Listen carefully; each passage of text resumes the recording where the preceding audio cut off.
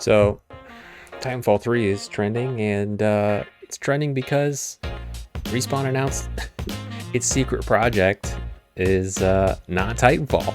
And everybody's asking, where the fuck is Titanfall? Of course, it's not really surprising.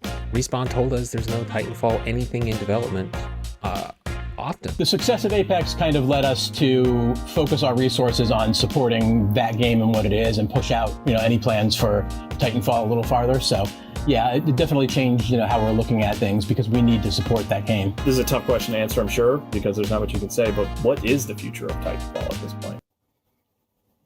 Next.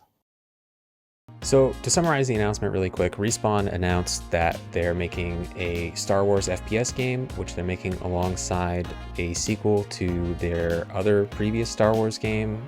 And they're also producing a Star Wars strategy game. You want Titanfall? Yes, please. 3 Star Wars! No Titan for you!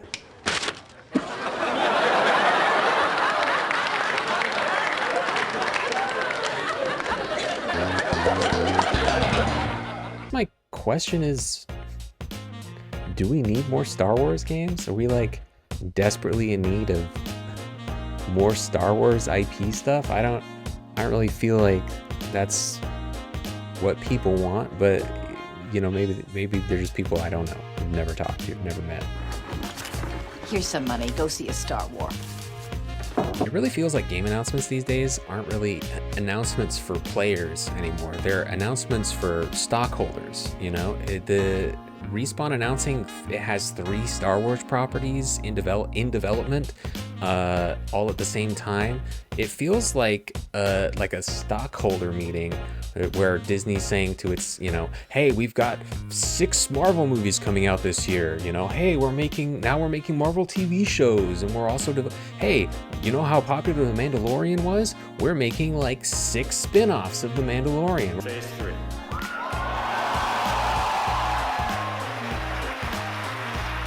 Now, what you know about Phase 3, if you're following along, there it is. Thank you very much. Enjoy. Thank you.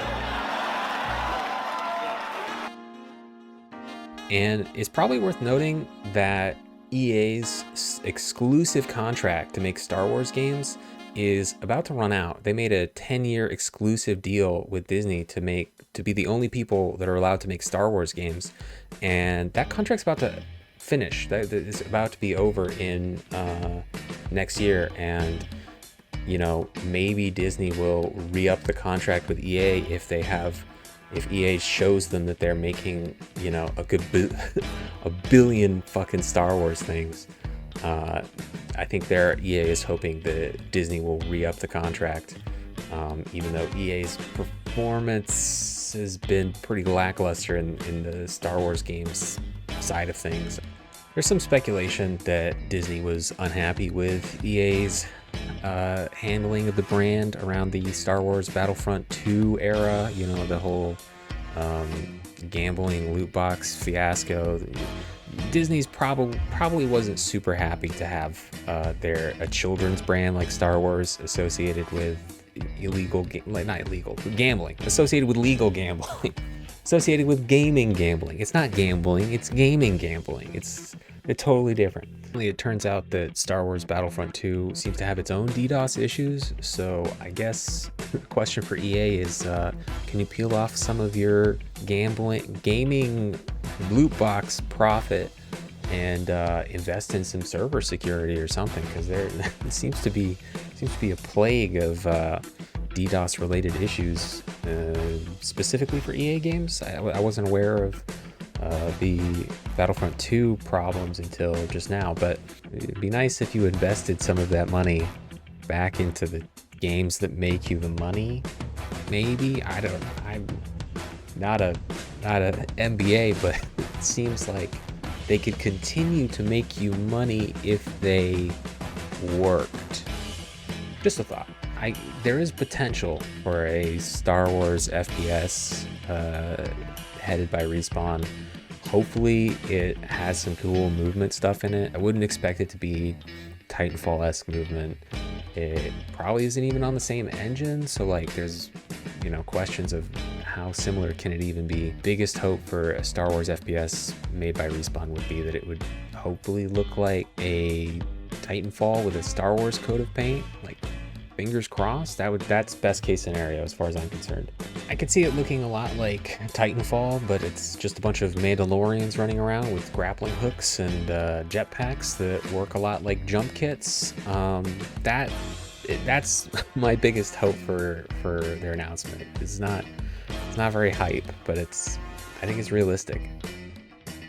Also really hard to be enthusiastic for anything Respawn is doing in the future, because they've shown that they don't care about taking care of these games in the long term. I want to call back to the help is coming ASAP tweet from Respawn. That was back in April of last year, so we're coming up on 10 months since they told us help was coming ASAP. So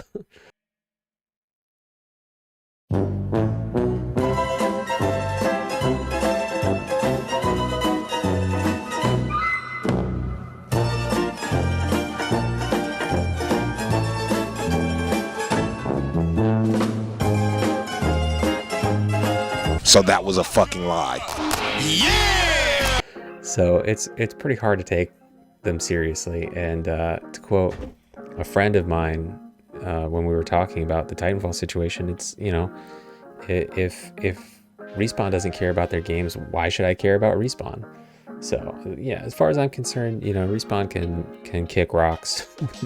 I'm not super interested in them as a I actually I've never had loved a game so much and hated its developer so much. Like, the dichotomy is insane. I've never experienced anything like that before in gaming. Generally, if you like a game, you like the developers, like, broadly speaking. But Respawn has absolutely trashed all of its goodwill, that I had for it. So literally the only reason that Titanfall multiplayer is playable at all is because of the Titanfall community. Not Respawn has abandoned it, and the community, have put this broken game back together. So much respect to the North Star client modders and developers who are keeping the game alive.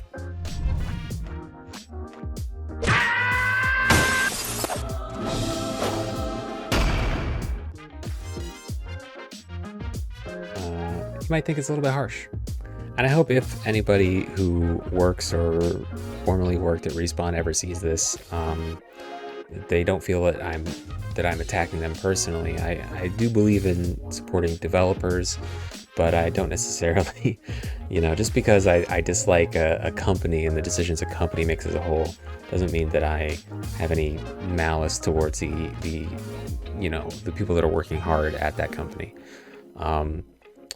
But at the same time, I think that it's probably not the same company that it once was.